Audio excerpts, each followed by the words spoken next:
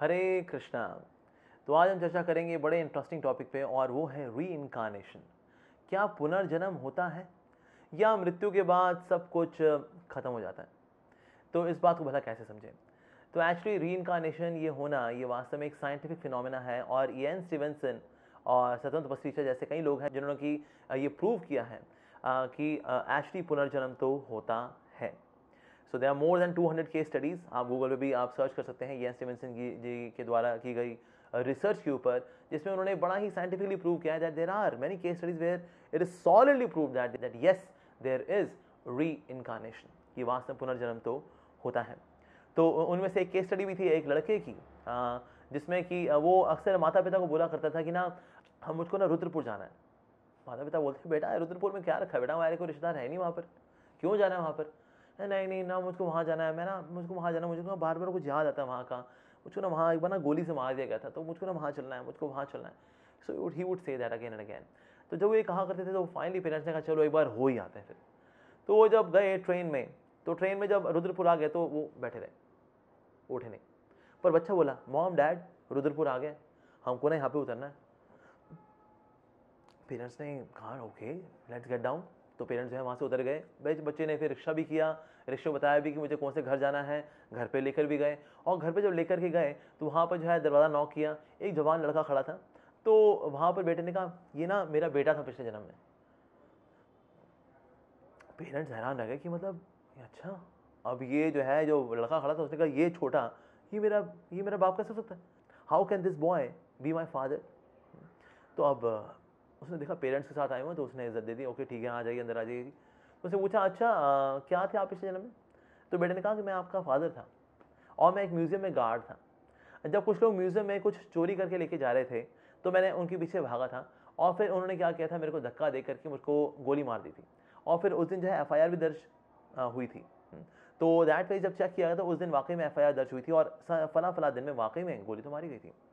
Okay तो बेटे ने पूछा अच्छा हमारे घर में कोई हथियार वगैरह भी है क्या? कहते हैं हाँ ऑफ कोर्स, यहाँ पर जो दराज है उसके अंदर 2 पिस्टल रखी हुई हैं और ऊपर फर्स्ट फ्लोर पे जो तस्वीर टंगी हुई है ना उसके पीछे 2 राइफल भी हैं। ये चीज़ सिर्फ बेटे को पता थी और उसके फादर को पता थी, लेकिन यहाँ पर एक बच्चा भी था जो कि इस बात को रिवील कर रहा था कि वाकई में ऐसा हुआ है और कुछ ऐसी चीज़ें हैं जो कि सिर्फ बेटे को पता थी या उसके पिताजी को पता है, लेकिन आज इस बेटे को, इस छोटे बच्चे को भी पता थी वो बातें।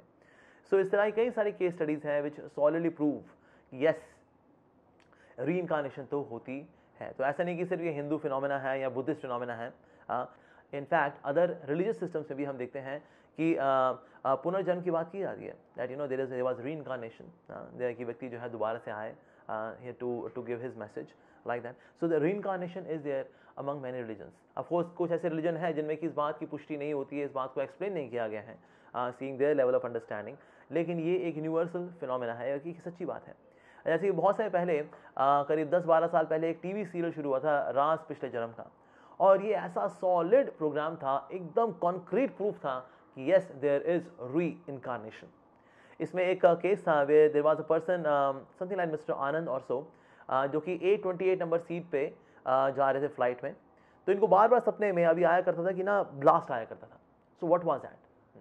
तो इनको जब पास्ट लाइफ रिग्रेशन थेरेपी में डाला गया, so he was put into his subconsciousness, और सबकॉन्शियसनेस जब गए तो ही कुड रिकॉल ओके मेरी मेरी जो ये सीट नंबर है वो A28 है, मेरे बगल में एक लेडी है, मैं उसका चेहरा ठीक से नहीं देख पा रहा हूँ, but yes I am sitting and we are moving. और तभी ना अनाउंसमेंट हो रही है कि ना ये फ्लाइट जो है उसके आसपास बड़ा मौसम बड़ा ख़राब है और ऐसी अनाउंसमेंट चल रही हैं और जो है ये हिल भी रहा है जो पूरा एयरप्लेन है, और अचानक ही ब्लास्ट हुआ।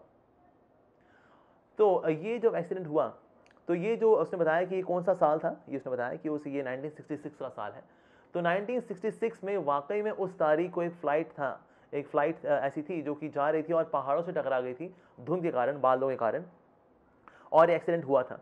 और उस समय भी मिस्टर A28 की सीट पर मिस्टर आनंद करके एक व्यक्ति थे जो कि बैठे हुए थे, उनके बगल में there was actually one lady, और वाकई में ये सब अनाउंसमेंट भी हुई थी। तो ये सब जो है जब पता किया गया इट वाज ट्रू कि वाकई में ऐसा हुआ। तो इस तरह से कई सारी केस स्टडीज थी जो कि इस प्रोग्राम के अंदर भी हाईलाइट की गई थी राज पिछले जन्म का। अफकोर्स कुछ लोगों ने इसको बंद कराने के लिए बोला, रीजन बीइंग कुछ रिलीजियस सिस्टम्स के अंदर रीइंकार्नेशन नहीं है, तो उनके लोगों का उस धर्म में फेथ ना हटे, इस बात से इसको बंद करा दिया कि नहीं इसको बंद करा दीजिए, हमारे जो धर्म के लोग हैं वो उनका थोड़ा विश्वास कम हो रहा है क्योंकि रीइंकार्नेशन हम लोग जानते हैं। लेकिन but this programme is proving that yes there is reincarnation. और हम देखते हैं कि ना कुछ बच्चों के अंदर बचपन से ही कुछ इनबिल्ट ऐसी एबिलिटीज होती हैं जो कि किसी ने उनको ट्रेनिंग उसकी दी नहीं है, लेकिन वो है उनके अंदर। जैसे कि एक माता पिता शेयर कर रहे थे, एक डिवोटी के माता पिता, कि जब ये हमारा बेटा छोटा था तो चाहे सामने मस्जिद आए, चाहे कोई गिरजाघर आए या कोई मंदिर आए, तो ना हाथ जोड़ के बोलता था जय, और फिर हाथ पकड़ेगा और फिर चल देगा। इस बच्चे को किसी ने ट्रेनिंग नहीं दी जब ये छोटा था कि ये ना, ये बेटा ये मंदिर होता है, ये मस्जिद होती है, ये गिरजाघर होता है, ये ना पवित्र स्थान होते हैं ना, यहाँ पर ना भगवान को प्रणाम करना चाहिए। No such training was given. ये बच्चे को कहाँ से ट्रेनिंग आई? ये बच्चे को ट्रेनिंग वास्तव में इसलिए आई क्योंकि ये पिछले जन्म से निश्चित रूप से ये संस्कार लेकर ऐसे आया है। इसलिए एक सेरेमनी हुआ करती थी जो कि आज कई पेरेंट्स ऑफ कोर्स नहीं करा पाते हैं because they are not aware about this sanskar, कि जब बच्चा छोटा होता है तो उसके चारों ओर कुछ आइटम्स रखे जाते हैं। उसके आगे खाने पीने की चीज़ें रखी जाएंगी, बुक्स रखी जाएंगी, उसके आगे हथियार रखे जाएंगे, कपड़ा लत्ता रखा जाएगा, पैसे रखे जाएंगे, और देखा जाएगा कि ना ये बच्चा जो है किस ओर जाता है, सीइंग कि ये पिछले जन्म से क्या नेचर लेके आया है। कि अगर तो खाने पीने की ओर गया, खाने पीने की चीज़ की ओर गया, तो बता देंगे माता जी आपका बेटा तो बड़ा फूडी है, आपको ध्यान रखना पड़ेगा इस बच्चे का, खूब खाओ पियो होगा आपका बेटा। अगर तो गया वो नाइफ के पास, तो जी कहीं ना कहीं किसी का कुछ ना कुछ करेगा। और अगर तो किताब के पास गया तो निश्चित रूप से ये हो सकता है बिल्कुल ये स्कॉलर निकले और एजुकेशन की जो फील्ड है उसमें कई प्रकार की सिद्धियों को हासिल करें, कई प्रकार की जो अचीवमेंट्स हैं उनको पाए।